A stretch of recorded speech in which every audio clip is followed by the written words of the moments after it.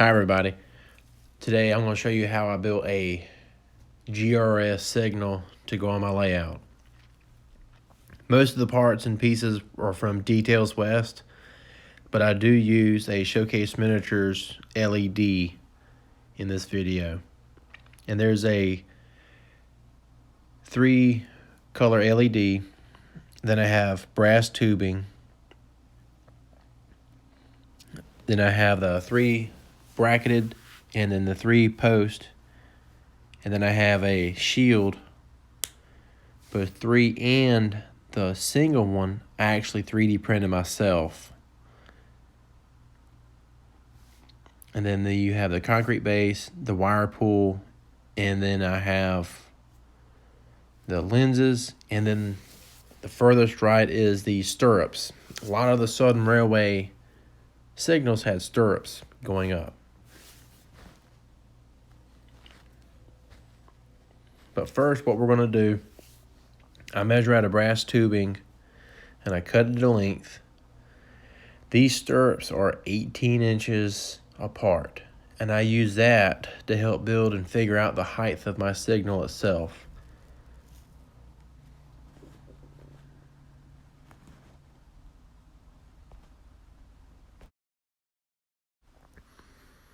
After making the marks for the stirrups, I take a flat file and I cut a groove into the top of the piece of tubing.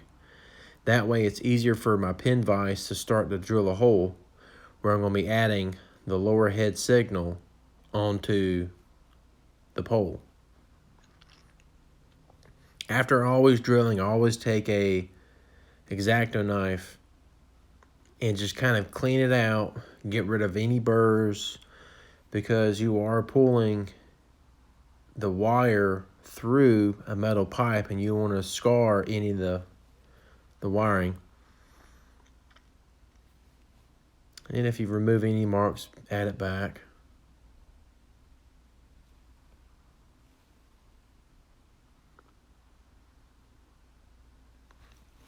But I always take the ends of the tubing and rub it against some fine sandpaper to kind of give it a beveled edge, and that way these stirrups slide on a lot easier and you're not bending them around. But I add the appropriate amount for the lower, and then we're going to go ahead and add the lower signal.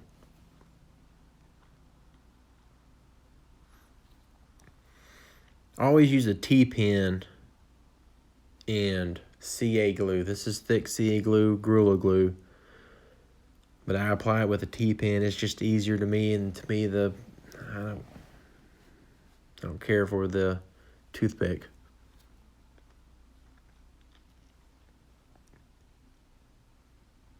But one of the things I do is I take a 3-headed signal with a bracket on the back, and I always cut off the top section, and I'm actually going to save it for a dwarf that'll be coming next for another signal.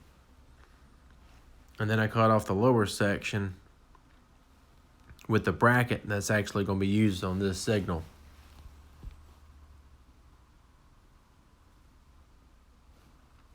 And one of the things is on the back of the signal is a piece of styrene. You need to make sure you have that styrene back on there so that way you don't ground out the negative and positive on the back of the signal from your LED.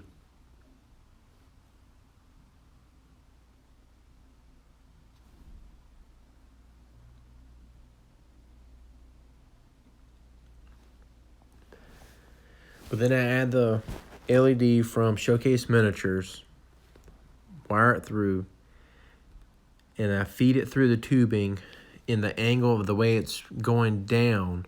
So that way, and you pull gently because you don't want to strip or mess up the coating of the wire.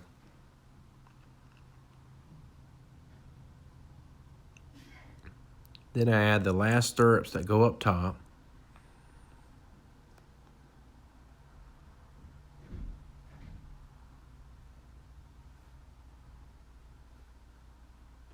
and then glue in place.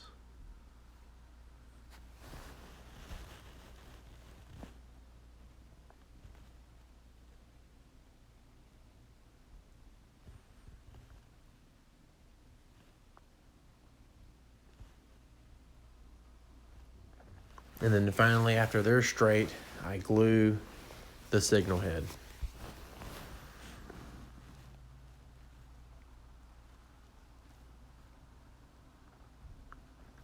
And after the glue is dried, sometimes the stirrups get bent a little bit, and you can straighten them back out easily with a pair of tweezers.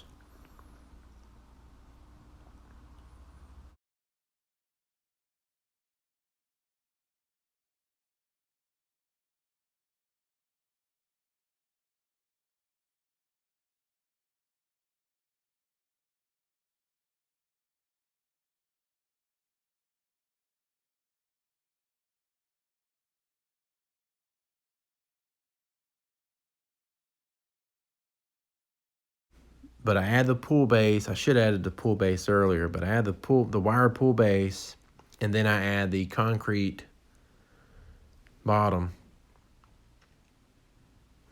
Get them lined up with the signal. Then add the 3-color LED into the top housing.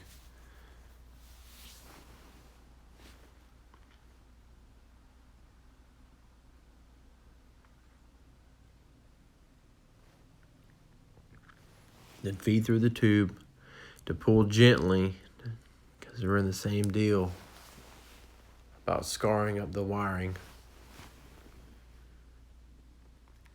I add glue, and then I add the hood. And then I pull out the single hood that I 3D printed.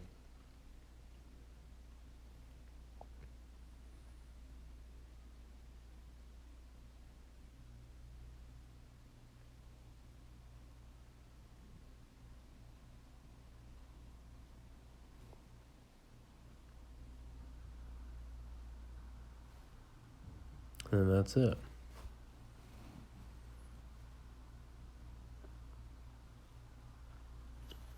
And then I've got aluminum paint. I only use enamel. This stuff runs very thin, and a little bit goes a long ways. I made 2 coats of the enamel paint with let it drying in between. But unfortunately, my camera ran out of space, so I didn't get to film the entire process of painting, because we all like to watch paint dry.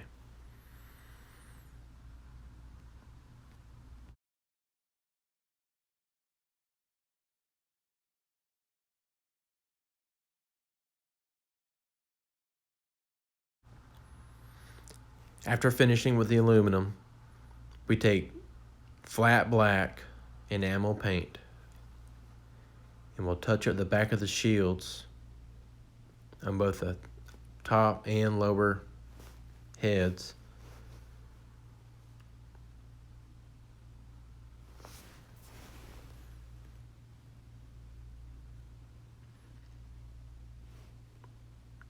And up next we have Woodland Scenic's concrete colored paint. I apply this on the concrete bases.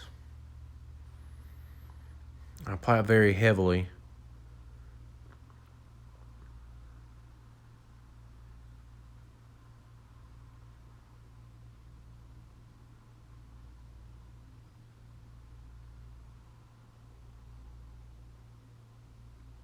And then we let dry.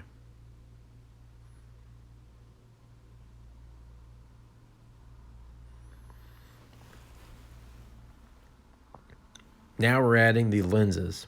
These are a little bit tricky and take lots of time and patience to put on. I take my T-needle, add some CA inside, and then take the tweezers and try to drop it in place. It takes lots of practice.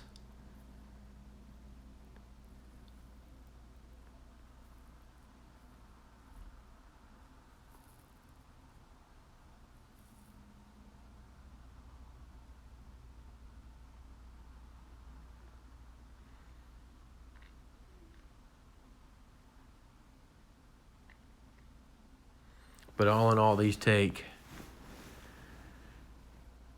was about an hour and 15 minutes in build time, and I was able to reduce it to a 12-minute video. But here's our finished product. Thanks for watching. All right, here we are back on the way out. I've got the new signal installed, and we're lit up. But the main thing about mine is that I've got little magnets mounted underneath the signals. So that way if they get bumped, they can fall over and they return and they hold their position of where they're supposed to be at. I've got a empty Belmont coal train coming up the grade, and I've got a loaded Belmont going down the grade. And here I just have everything temporarily set up with the logic rail signal tester.